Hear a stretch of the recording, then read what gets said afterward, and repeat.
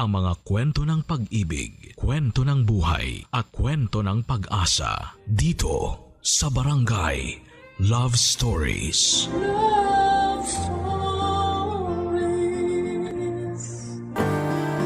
May mga sakit na dulot ng kahapon na mahirap takasan. Minsan ay para itong bisita na walang pasabi kung dumalaw sa atin. Ikaw, kabarangay, meron ka bang masakit na nakaraan na hinding-hindi malilimutan? Dear Papa Dudut, good day po sa inyo at sa mga nakikinig ng programa ninyong Barangay Love Stories. Ako nga pala si Edgar, 35 years old at taga Quezon City. Hindi po talaga ako mahilig sa radyo, pero isang beses ay napakinggan ko ikaw, Papa Dudut, sa taxi na sinasakyan ko nung pauwi na ako sa bahay namin. Natuwa talaga ako at nakarelate sa mga kwento na narinig ko, kaya naman naisipan kong sumulat sa inyong istasyon upang ibahagi ang pag-iibigan namin ng kababata kong si Iris. Magsisimula ang lahat noong nasa college pa lamang kami. Schoolmate kami ni Iris at naging kami noong high school pa lamang. Kung ilalarawan ko siya, masasabi ko na maganda talaga si Iris. Makinis ang balat, mahaba ang alon-alon niyang buhok at meron siyang magagandang pares ng mga mata. Mahal na mahal ko siya at para sa akin ay siya na ang babaeng gusto kong pakasalan at makasama habang buhay. Kaya nga palagi ko yung sinasabi at pinapaalala sa kanya.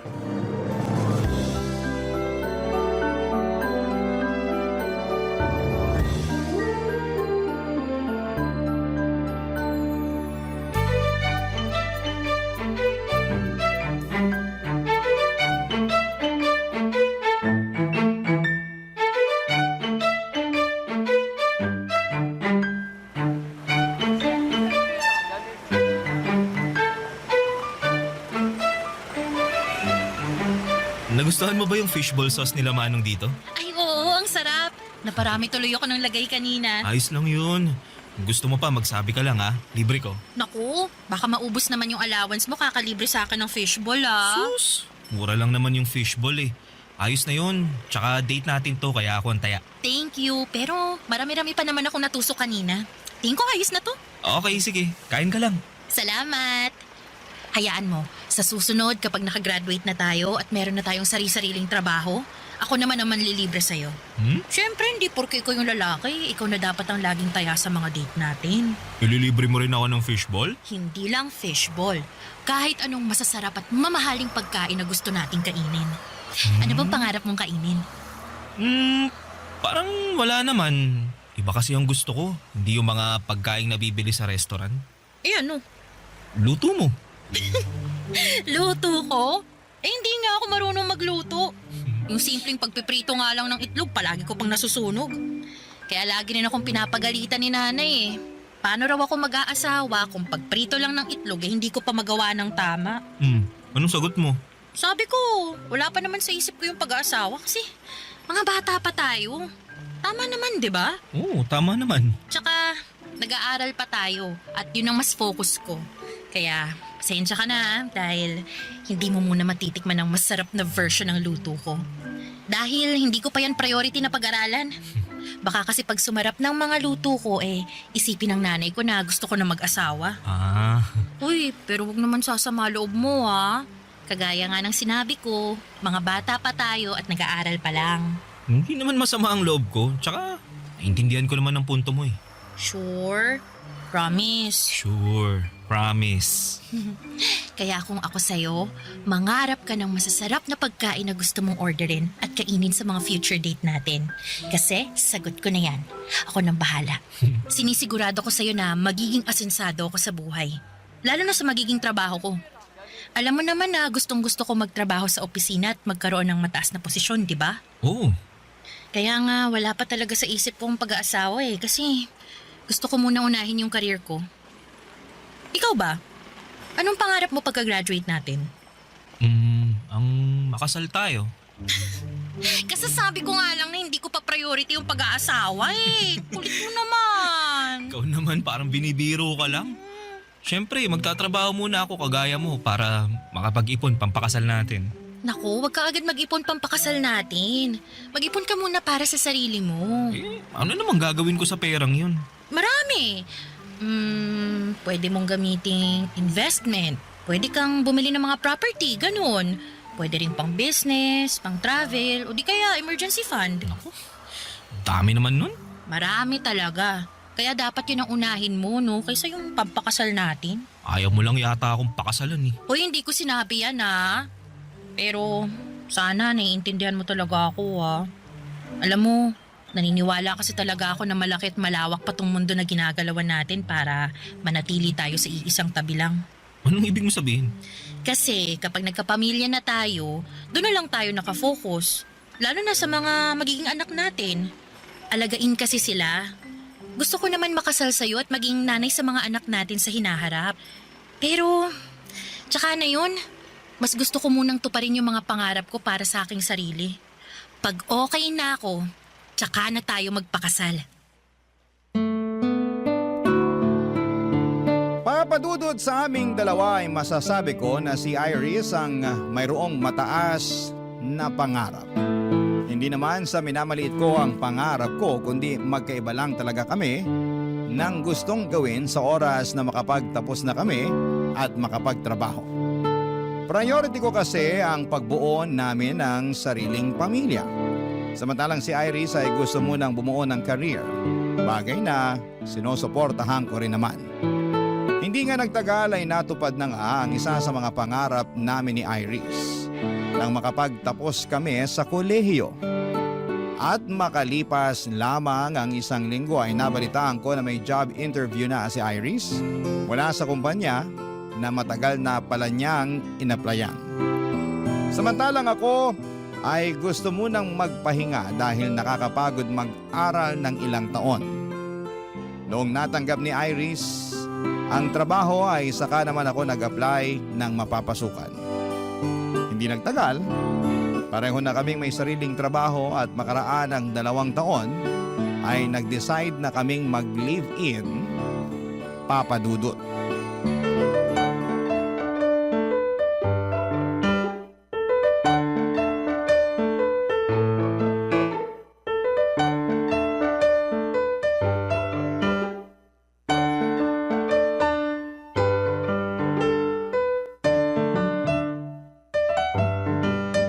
Pagod ka ba? Sakto lang. Nangalay lang tong binti ko kakatayo kanina dun sa sakayan nung nag-aabang na tayo para makauwi. Grabe, ang tagal natin nakasakay. Muntik pa tayong abutan ng ulan. Oo nga eh. Buti na lang nakauwi na tayo, no? Buti pa, masayihin ko na lang muna yung binti mo habang nakaupo tayo rito sa sofa. Ay, sure ka? Hindi ka ba pagod? Di naman, konti lang. Tsaka pagdating sa'yo, hindi ako mapapagod. Naku, ang corny. Oh, ayan. Ayusin mo pagmasahe, ha? Oo naman. Siguradong mawawala yung pamamanhid nito. Sana nga. Grabe, no? Anong grabe? Ang saya-saya ni Laika at Dion dun sa kasal nila kanina. Kala mo naman hindi ka muntik maghiwalay dahil kailangan pumunta ni Dion sa Australia para magtrabaho. Kilala naman natin si Laika na hindi talaga kaya ang LDR, di ba? Pero nakaya pa rin naman niya dahil sobrang faithful din kasi ni Dion. Never din niyang pinaramdam kay Laika na malayo sila sa isa't isa. Piruin mo, araw-araw tumatawag at nagve-video call. Ganun naman talaga mga taong nagmamahalan. Walang distansya ang makakahadlang. Kaya nga bilib din ako sa relasyon nila kasi nagawa pa rin nilang harapin yung mga takot at agam-agam nila sa mga sarili nila para sa future nila. Yang si Dion, ayaw niyan sana magtrabaho sa ibang bansa kasi nga raw iba yung kultura doon kaysa rito sa Pilipinas. Tsaka kakagraduate lang natin noon, aalis agad siya. Si Laika naman, ayaw sa LDR pero sumugal pa rin sila. Sabi sa akin ni Laika pareho raw nilang pinag-ipunan ni Dion yung ginastos sa kasal nila. Pero mas malaki pa rin daw doon yung parte ni Dion. Tapos meron din daw silang kanya-kanyang savings at meron din para sa magiging anak nila. Galing no? Nakakatuwa sila. Oo nga, nakakatuwa nga. Tayo kaya, no? Anong tayo? Kailan kaya tayo... Ikakasal? Sira! Hindi! Eh ano, magkaka-baby. Gusto mo ngayon na, unahan na natin yung dalawa. Hoy, ayoko pa! Grabe naman sa pagtutol. Sorry naman. Pero seryoso ba yun? Na ayaw mo pang magka-baby tayo? Oo, seryoso. Pero hindi naman na tayo mga bata eh. Tsaka nakatira na tayo sa iisang bubong na parang mag-asawa. Parang pa lang, pero hindi pa tayo kasal. O edi, will you marry me? Sira, ikaw talaga, no? Anong ako? Seryoso ko rito, nagpo-propose ako sa'yo. Talaga? Eh bakit walang sing-sing? Anong wala? Meron, teka. Kukunin ko ah. Uy, sandali! Uy, joke lang! Joke lang kasi! Anong joke lang? Alam ko naman na may sing-sing ka na dyan kasi... Kasi nakita ako nung nakaraang araw nung nag-aayos ako ng kwarto natin. Nakita mo? Ibig sabihin, inusurpresa yun. Ayos lang naman, pero hindi pa rin naman ako handang magpakasal sa'yo eh. Kaya, okay lang din na wag ka muna mag-propose. Ano pa? Di pa nga ako nagpo-propose, rejected na ako agad. Hindi naman sa ganun, pero sana naiintindihan mo, Edgar. Naiintindihan ko naman na hindi ka pa handa na magkapamilya tayo. Tsaka, yung singsing na yun, andun lang naman yun. Yun mawawala. Nakatabi lang yun kung kailan ka na handa. Thanks, Edgar. Tsaka, salamat din sa pagmasahe ng binti ko ah. Medyo nawala na nga yung ngalay. Wala nga naman. Buti pa, maliligo na ako para makatulog na tayo. Okay, sige. Lock mo yung banyo. Baka pasukin kita. Sira ka talaga.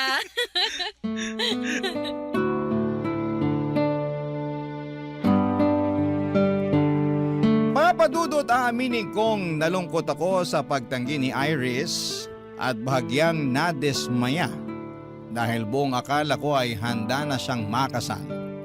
Dahil nakatira na kami sa isang bubong. Pero nagkamali ako. Hindi pa pala talaga niya gusto, lalo na nagsisimula pa lamang kami sa aming mga career. Tama naman siya kaya sinantabi ko ang pansarili kong kagustuhan at nirespeto ang sa kanya.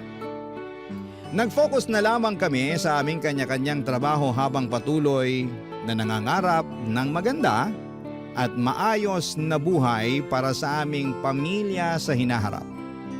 Naging numero 1 akong taga-suporta ni Iris pagdating sa mga bagay na gusto niyang maabot, lalo na sa kanyang trabaho.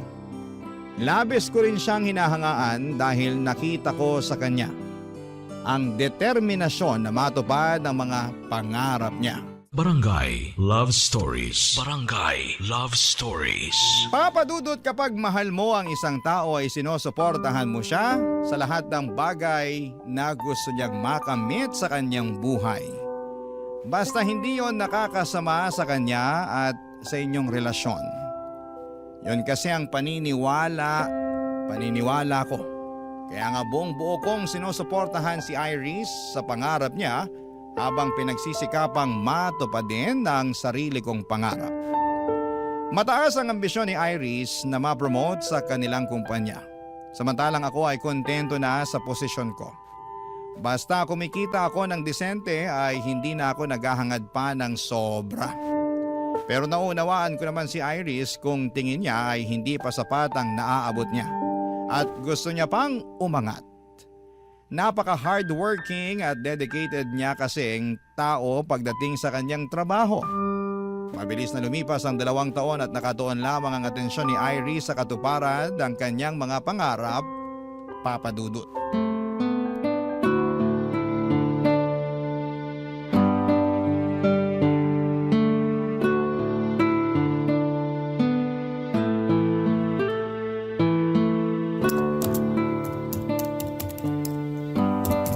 Babe, kanina ka pa dyan sa harap ng laptop mo ah. Hanggang dito ba naman sa bahay, nagtatrabaho ka pa rin? Grabe ka naman sa kanina pa. Mga 30 minutes pa lang naman ako nagtatrabaho ah. Tsaka, kailangan ko na kasing gawin to eh. Dahil baka matambakan ako pag sa opisina ko pa to ginawa. Eh wala ngang alam yung boss ko kundi magparash ng trabaho kahit nga hindi pa nakakasayad yung puwet ko sa upuan. Gaano pa ba katagal yan bago matapos? Di ko alam. Ano ba yan? Anong ano ba yan? Ano ba to? Trabaho ko nga. Alam ko, nakikita ko. Pero gusto ko lang naman napansinin mo ko dahil malapit na ako magselos dyan sa trabaho mo eh. Ano ka? Bata para magselo sa trabaho ko? Babe naman eh. Yung kasi ang pinapalabas mo eh. May paselos-selos ka pang nalalaman may trabaho ka rin naman. Meron nga pero ginagawa ko lang sa opisina at hindi ko inuuwi dito sa bahay natin. So, anong pinapalabas mo? Masama na kahit hanggang dito sa bahay nagtatrabaho ako? Hindi sa ganun babe. Pero ang akin lang sana magkaroon naman tayo ng quality time. Yun bang tayo lang at wala kang trabahong ginagawa? Anong tayo lang? Magkasama naman tayo sa bahay ah. Hindi pa ba sapat yun? Iba naman yun eh. Paanong iba? Sige nga, ipaintindi mo sa akin kasi nabobo ko bigla eh. Babe naman eh. Huwag mo akong mababe-babe ha. Pinaglaanan kita ng ilang minuto para ipaliwanag kung anong ibig mong sabihin dyan kahit na busy ako rito sa trabaho ko. Yan na nga ang point ko. Palagi kang busy sa trabaho mo na ultimo rito sa bahay nagtatrabaho ka pa rin kaya napapabayaan mo na ako. Paano kita napapabayaan na hindi ka naman toddler para intindihin ko, di ba? Ano, batang paslit ka ba? Sabihin mo para ipagtimpla kita ng gatas at maipagheli kita nang makatulog ka na dyan. Iris naman eh. Akala mo yata nakikipagbiruan ako sa'yo eh no? Itong mukhang to, tingnan mo, mukha ba ako nakikipagbiroan? Seryoso ako, Edgar. Alam mo, inistorbo mo na nga ako rito sa ginagawa ko. Sinira mo pa yung mood ko. Dapat chill lang ako lalo na't nasa bahay ako eh. Kasi wala yung maiingay kong kaopisina na puro chismisan lang ang alam. Pero heto ka, pinasasama ang loob ko dahil sa tantrums mo. Di ako nagtatantrums ha. Anong hindi? Anong tawag mo dyan sa ginagawa mo? Humihingi lang ako ng oras sa'yo. Pwes, busy ako. Sorry, kaya wala akong mabibigay na oras sa'yo.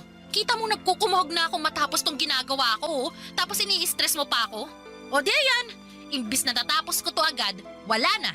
Bumagal ako lalo na kasi inistorbo mo. Sobra ka naman sa inistorbo. Bakit? Totoo naman ah. Naglalambing lang naman yung tao. Wag mo muna akong lambingin ah, kasi wala nga ako sa mood.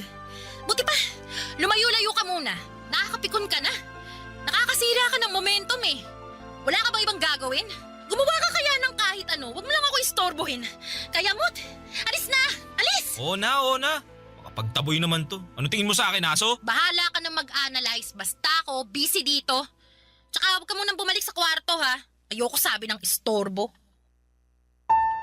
Papadudot na uwi nga sa pagtatalo at tampuhan ng simple kong paglalambing kay Iris. Aminin kong nasaktan ako ng husto dahil hindi naman mabigat na bagay ang hinihiling ko. Nami-miss ko lang talaga siya at gusto kong magkaroon kami ng oras sa isa't isa na walang trabahong namamagitan.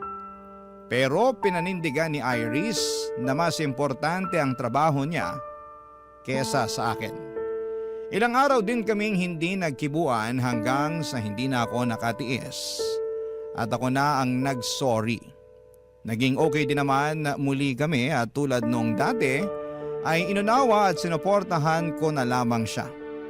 Hanggang sa nagbunga ang pagsisikap ni Iris nang ma-promote siya sa pinaka-aasam-asam niyang posisyon. Kaya naman labis ang saya naming dalawa. Kaya lang papadudot ay doon pa lamang pala magsisimula ang pinakamalaking pagsubok sa aming relasyon. Dahil nga lalong naging busy si Iris sa kanyang trabaho, papadudot.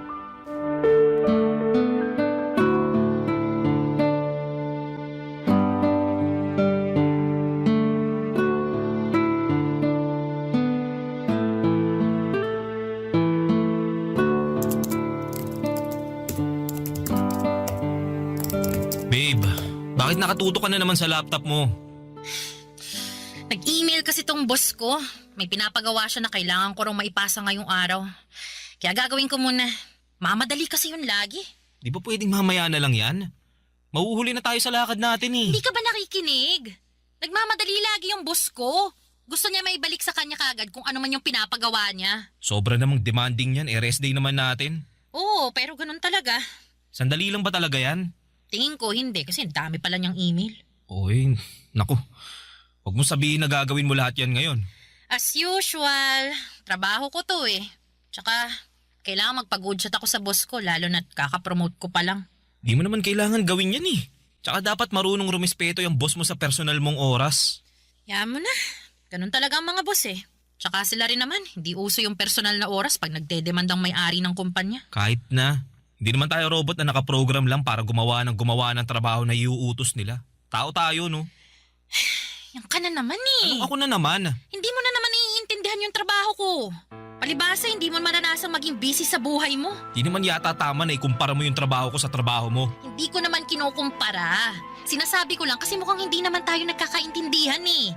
Nagagalit ka na naman eh. Akala ko ba proud and happy ka na na-promote ako? Proud and happy naman talaga ako. Pero may importante kasi tayong lakad ngayong araw, di ba? Papunta na nga sana tayo kung di lang nag-email sa'yo yung boss mo eh. Tingin ko, di na ako makakasama sa lakad natin. Ano ka mo? Paano na lang yung birthday party ni Mama? Tuloy pa rin naman yung kahit wala ako dun, di ba? Oo nga, pero hahanapin ka nila sa akin, Iris. Hintay lang ka na lang. Sabihin mo, busy o may emergency. Bala ka na. Basta, di na ako makakasama. Sus, anak naman ng toko. Kung ako sa'yo, lalakad na ako dahil baka magtaka yung mama mo kasi wala ka pa dun. Paano ako lalakad hindi nga kita kasama? Mapapatawad naman siguro ko ng mama mo kung hindi ako umattend ng birthday party niya, di ba? Pero yung boss ko, hindi. Kaya kailangan ko na talaga tong gawin. Sana maintindihan mo.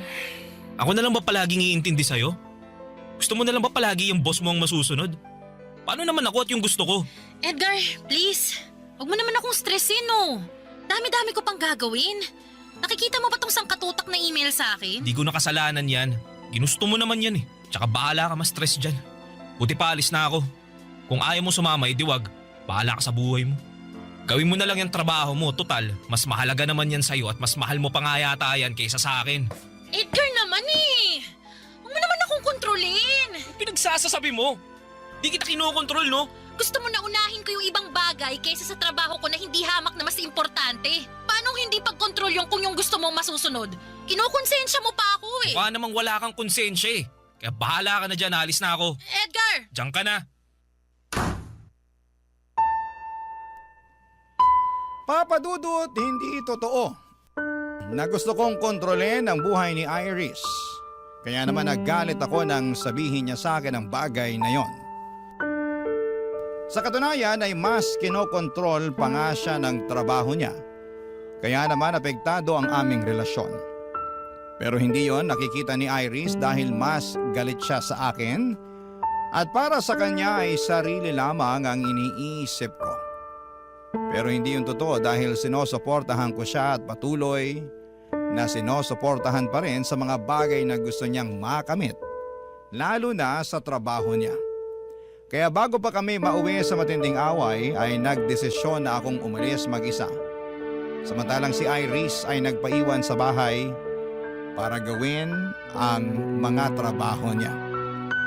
Siyempre hinanap siya ng parents ko pero nagdahilan na lamang ako na may nakakahawa siyang sakit kaya hindi ko na siya sinama pa. Naniwala naman sila pero pinayuhan nila akong umuwi ng maaga upang may makasama sa bahay ang aking nobya, Papa Dudut. Barangay Love Stories. Barangay Love Stories. Papa Dudut, hindi kami agad nagkaayos ni Iris matapos ang away naming yon. Tumagal pa ng 1 linggo bago kami nagpansinan. Sa katunayan ay bigla na lamang kaming nag-usap na parabang walang nangyari. Noong nagtangka akong pag-usapan namin ulit ang away namin ay agad sinabi ni Iris na kalimutan na lang daw namin yon kasi ayaw na niyang ma-stress pa. Pero ramdam ko na malaki na ang pinagbago ni Iris lalo na sa pakikitungo niya sa akin. Oo, magkasama pa rin kami sa isang bubong at magkatabi sa kama pero mas gusto na lamang niyang nakatalikod sa akin kapag matutulog kami. Ayaw niya na hinahawakan, niyayakap o dinidikitan ko siya.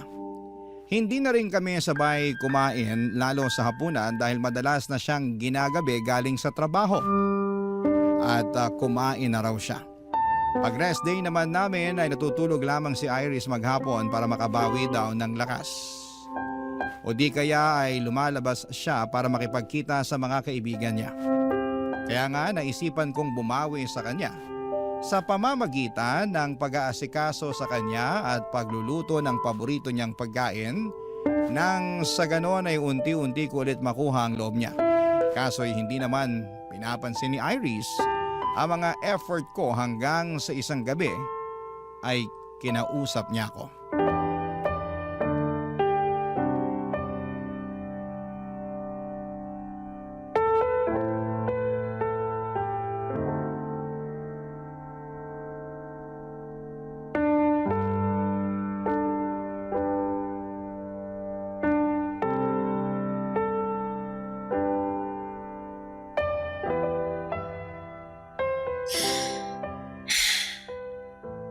Pwede bang mag-usap tayo? Nag-uusap na tayo ah. Ano pa bang klaseng pag-uusap yung gusto mo? Seryoso ako ah. Huwag mo akong pinipiloso po. Pagod ako galing sa trabaho, huwag mo nang dagdagan. Please lang. Kasalanan ko na naman. Ikaw lang naman yung nagpapakapagod sa trabaho mo na akala mo pamamanahan ka sa kumpanya nyo. Kaya ganyan ka umasta. Anong sabi mo? Akala mo ba hindi ko napapansin na simula nung na-promote ka, mas lalo ka nang naging busy? Kahit nga nandito ka sa bahay, hindi ka pa rin makausap ng matino. Dahil kung hindi ka nagtatrabaho, natutulog ka naman maghapon. O kaya nakatutok sa cellphone mo o lumalabas kasama yung mga kaibigan mo. Pati pa naman yung mga bagay na ginagawa ko para sa sarili ko, sinisita mo pa rin? Ako nga hindi nakikialam sa mga ginagawa mo eh. Kung may labas ka na kasama mga kaibigan mo, nakarinig ka ba sa akin ng reklamo? Wala naman, di ba? Wala nga. Kasi alam mo kung anong tingin ko? Ano? Na wala kang pakialam sa akin. Ano, tama ako no? Sagutin mo ako, tama ako no? Oo na! Oo na, tama ka! Wala na nga akong pakialam sa'yo at sa kung ano pang gusto mong gawin sa buhay mo. Bakit? Dahil kinain ka na ng sistema mo sa trabaho mo? Totoo, di ba? Sabihin mo. Dahil hindi na kita mahal. Anong sinabi mo? Hindi mo na ako mahal? Oo, hindi na. Kailan pa? Matagal-tagal na rin. Bakit ngayon mo lang sinabi? Kasi nga, tinitimbang ko pa yung nararamdaman ko eh. Baka napagod lang ako, ganun. Na kapag pinahinga ko naman magiging okay tayo. Na manunumbalik ulit yung pagmamahal ko sa'yo katulad ng dati. Pero, hindi eh. Hindi na talaga at mas lumayo pa yung loob ko sa'yo tuwing nag-aaway tayo. Wala lang akong sinasabi pero naiipon na yun sa loob ko eh. Hanggang sa isang araw, nagising na lang ako. Wala na talaga. Ayoko nang subukang ayusin yung relasyon natin. Mas mabuti pa na maghiwalay na lang tayo. Maghiwalay? Oo, Edgar. Sorry pero sana maintindihan mo. Malayong-malayo na tayo sa dating tayo eh. Tsaka, tingin ko, hindi ko mabibigay yung pamilya na matagal mo nang gusto kasi nga, mas nakafocus ako sa career ko. Masaya naman ako sa ginagawa ko kaya naisasantabi kita. Na-realize ko na ang unfair ko sa iyo kasi pinaghintay kita ng matagal pero hindi pa rin pala sapat yun. Iris, please. Baka nabibigla ka lang. Pag-usapan muna natin to. Please. Hindi ako nabibigla. Seryoso na ako sa desisyon ko. Kaya, sana maintindihan mo yun. I'm really, really sorry, Edgar. I'm really sorry.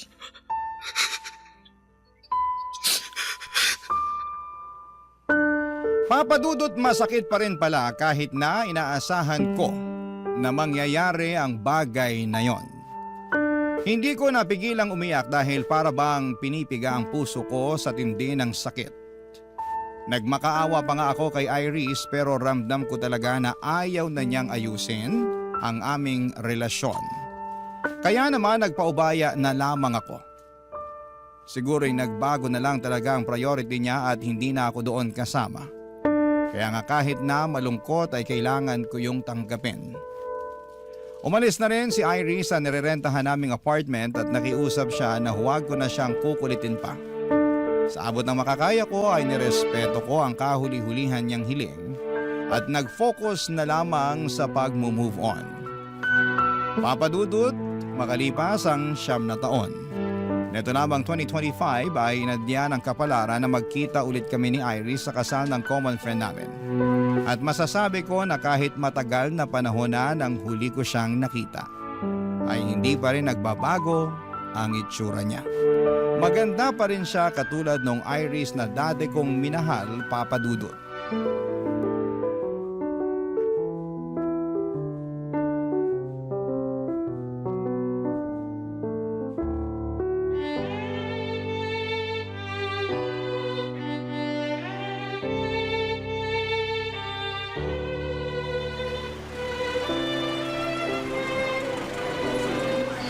I'm sorry, Edgar, pero matagal na akong kinakain ng konsensya ko eh. At naisip ko na matatahimik lang ako pag nakausap kita at nasabi ko sa iyo yung totoo. Kaya nga, sinamantala ko na yung pagkakataon para makita tayo rito sa kasal ng kaibigan natin. Ano ba yung sasabihin mo? I'm sorry kasi nag-cheat ako nun sa relasyon natin. Akala ko ba nawalan ka lang ng pagmamahal sa akin? Totoo naman yun, pero kasi may iba na kasi akong nagugustuhan nun at yun nga, yung napangasawa ko. Boss ko siya eh. Simula nung napromote ako nun sa trabaho palagi na kaming magkasama. Mas madalas pa nga kaming magkasama kaysa sa atin kahit nakatira tayo sa iisang bubong. Tapos, ayun, hindi ko na napigilang mahulog sa kanya kasi mabait naman pala siya. Alaga, maaalalahanin. Bakit? Ganon din naman ako, di ba? Oo, pero malaki pa rin ang kaibahan niyo dahil mas mataas yung pangarap ng boss ko. Hindi kagaya mo na kontento lang sa kung anong meron ka. Linawin ko lang hindi naman masama yung gusto mo Oo, pero hindi tayo pareho ng gusto. Kaya mas nagustuhan mo yung tao na katulad mo. Ganun na nga. Kaya nga humihingi ako ng tawad sa'yo. Matagal na panahon na rin naman ang lumipas. Hindi na natin maibabalik yung nakaraan. Siguro, meron din talaga akong pagkukulang. Kasi masyado akong nakampante sa mga gusto ko. Di naman sa ganun kasi sinuportahan mo naman ako Hinintay mo pa nga na maging handa ako pero ako lang talaga yung may problema. Hindi ako naging handa sa'yo pero sa iba naging handa ako. Kagaya nga ng sinabi ko nakaraan na yun. Ang mahalaga yung ngayon. Hindi naman ako galit sa'yo. Nagtatampo, oo. Pero hindi naman kita matitiis Salamat kung ganun. Tsaka marami ka rin namang itinuro sa akin na natutuhan ko sa buhay nung nagkahiwalay tayo. Doon ko sinimulang punan yung mga bagay na wala sa akin. Mas inayos ko yung sarili ko. Mas nag-focus ako sa career ko kasi naisip ko na kung magkikita tayo isang araw at nalaman mong hindi pa rin ako successful, baka ismaya ka sa akin. Ikaw talaga? Di mo naman kailangan gawin ang bagay na yan dahil sa akin. Gawin mo yan para sa sarili mo. Ginawa ko na nga. Pero tama ka na hindi ko na dapat isipin na para sa'yo yun dahil matagal naman na tayong tapos Oo. Pero ano ba yung sinabi mo kanina tungkol sa asawa mo kaya hindi ka okay? Bakit? May nangyari ba? Meron. Kamamatay lang kasi niya nitong January dahil sa cancer. Kaya nga nasabi ko na medyo hindi pa ako okay. Ganun ba? I'm sorry at condolence. Ikaw, kumusta ka na? Single ka pa rin ba o may sarili ka ng pamilya? Meron na. May asawa na ako at 2 anak. Ganun ba? Oo. Kaya nga nasabi ko kanina na hindi ko na dapat isipin kung ano ang sasabihin mo sakaling magkita tayo ngayon. Kung successful ba ako o hindi. Kasi mas dapat kong isipin kung ano ang sasabihin ng pamilya ko. Lalo na ng mga anak ko. Kaya dapat maging successful ako para sa kanila.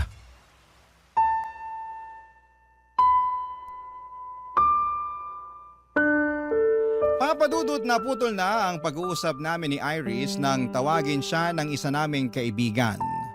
Nag-excuse naman ako dahil tumawag ang misis ko ng mga panahong yon. At pagkatapos, nalaman ko na lamang na umuwi na pala si Iris. Masaya ako na nagkita ulit kami pagkalipas ng mahabang panahon, ngunit malungkot dahil meron siyang pinagdaraanan. Pero katulad ko noon na alam ko na makaka-move on din si Iris. Sa ngayon ay nakafocus na lamang ako sa sarili ko at sa aking pamilya. Wala akong ibang hangad kundi ang mabigyan sila ng maayos at komportableng buhay. Matagal na kaming tapos ni Iris at ang sulat ko na ito sa inyong programa, ang magpapatunay noon. Maraming salamat po Papa Dudut sakaling mapili po ninyong i-ere ang istorya ng buhay ko sa Barangay Love Stories. Sana'y marami sa mga kabarangay natin ang nakarelate sa aking kwento. Lalo na yung mga kapwa ko dyan na iniwan sa ere. Huwag kayong mawala ng pag-asa dahil makakausa din kayo. Ang inyong forever, kapuso, at kabarangay, Edgar. Kwentuhan naman tayo dito sa comment section.